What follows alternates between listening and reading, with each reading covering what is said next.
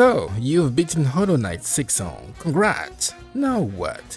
Well, you got two options. Either wait another 8 years for Team Cherry to bless us again, or you dive into games that feel close enough to Silksong to fill that bug-shaped hole in your heart. Quick disclaimer though, none of these games are Silksong, but they come close enough to make you go, oh yeah, I've seen this kind of pain before. Because let's be real, there is nothing quite like Silksong, just like there is nothing quite like Hollow Knight. And speaking of Hollow Knight, I know a ton of you played Silksong without touching the prequel, which, fair, the hype was insane. For years, it trended everywhere, broke half the internet and crashed digital stores like it was trying to speedrun them. Saying Silksong was the biggest game of 2025 honestly feels like an understatement. But if you want to understand why the sequel exploded like that, go back and play the original. Hollow Knight is a masterpiece, visually, musically, emotionally, everythingly. And if you're coming from Silksong, you might actually have a smoother time, since Hollow Knight slowly builds difficulty instead of dropkicking you into the nearest boss fight. Personally, I think it's one of the best games ever made, and after a few hours, you'll probably agree too. Alright, first up, Nine Souls. This game caught me off guard. Like, where did you come from?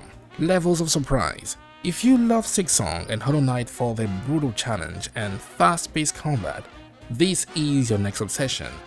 It's as gorgeous as it is deadly. Don't be fooled by the adorable cutscenes and beautiful art. Nine Souls will probably, actually absolutely obliterate you. Think Sekiro, but in 2D. Everything can be parried, and every successful parry feels like a macrodose of dopamine. You've got upgrade nods to tweak your build, gadgets that change your fights, and NPCs with more personality than my entire friend group. Don't tell them that. And the bosses? Insane. They will stomp you hard, but you'll never rage quit because every fight feels amazing.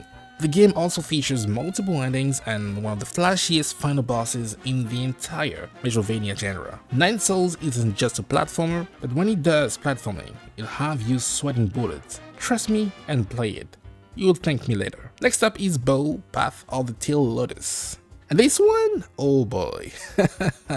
It's like the complete opposite of Nine Souls in gameplay, but just as stunning to look at.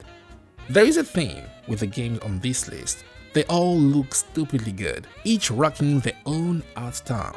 Bow isn't really known for boss fights, though few will probably make you seriously question your life choices. What it is known for is pure, unfiltered platforming pain. And I mean Path of Pain, Levels of Pain. Except that's the entire game. Bow starts off all gentle, luring you into a false sense of comfort, before absolutely wrecking you with its difficulty curve. Every chapter gets faster, tighter, and more merciless. By the time you're done, you feel like a platforming god, I promise you. This game kicked my ass up and down the screen, and I can't wait for it to do the same to you.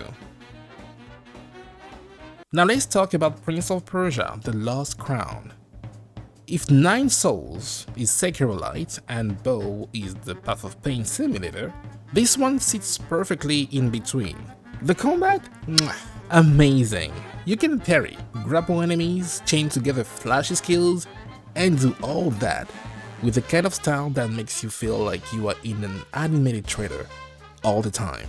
I am not kidding, this game has so many mechanics it put half the 3D games out there to shame. You've got puzzles, creative platforming, and boss fights that demand both brains and reflexes. It is constantly pushing you to master your abilities and discover ridiculous combos. And I mean ridiculous. I'm going to say it. The Lost Crown might be the best Prince of Persia game ever made. It's sleek, meaty, and endlessly satisfying. And while you're here, don't sleep on the rogue Prince of Persia. It's a roguelike 2D platformer made by the legends behind Dead Cells. Yes, those guys. Expect insane movement, wild beats, and a soundtrack that makes you feel like a parkour god. It came out earlier this year, but somehow flew under everybody's radar. That's a crime, because it's ridiculously fun and endlessly replayable. If you like Dead Cells, this will be right up your alley. Give it a shot, and I promise you, you'll instantly see its potential. And speaking of hidden gems, Shinobi Art of Vengeance, easily one of the cleanest looking 2D action games I've ever seen. It's got that Ninja Gaiden energy, except every slash, combo and jump looks like a highlight reel. You can create your own fighting style by mixing techniques, and your combo counter also affects the power of your tools, which adds this sleek risk-reward layer to combat. The game dips into platforming occasionally, rewarding exploration with new skills, artifacts and challenges. Beating the game once is already tough, but S ranking every chapter? That's pain on a spiritual level. Shinobi Art of Vengeance is pure stylish violence, and if you're craving a real challenge, it's a must play. And finally we have Blasphemous 2. If you thought Hollow Knight's lore was cryptic, wait until you play this game. The story is soaked in religious symbolism, guilt and penance, wrapped in cryptic dialogue that makes you question everything. The world building is immaculate. Every NPC, boss and item description hints at a larger, horrifying scheme. It's like Dark Souls went to Catholic school and came back traumatized. Blasphemous 2 takes everything that made the first game brutal and polishes it to perfection. Oh, actually, maybe you should also play the first game too. Combat feels heavy, precise and deeply satisfying. Every parry, dodge and finisher feels like divine punishment delivered through pure skill. The visuals are straight up gorgeous. The pixel art isn't just beautiful, it's thematic. Every frame looks like it was painted by a tortured Renaissance artist. Blasphemous 2 succeeds because it's the perfect union of gameplay, art and theme. It doesn't just want to challenge your skills, it wants to make you feel something. It's not just a game. It's a sermon you suffer through, and somehow you thank it for the pain. Obviously, I'm not going to list every single game, that I played which is similar in a way to Silksong of Hollow Knight, but I do have some honorable mentions like Fist or Trek to Yomi. Trek to Yomi is very different from any other 2D platformer game. It's not even a platformer game, it's just a game that can torture you and it's going to make you feel bad, but it's a game that I really like, so I'm going to include it. And we also have Tales of Zenkara, Zao, which did not do well, unfortunately, but it is a game that I really liked for what it was offering, bringing to the table, and I think you should also give it a go if you want to. As you can see, developers have not been sleeping during those long Silksong years. They've been cooking.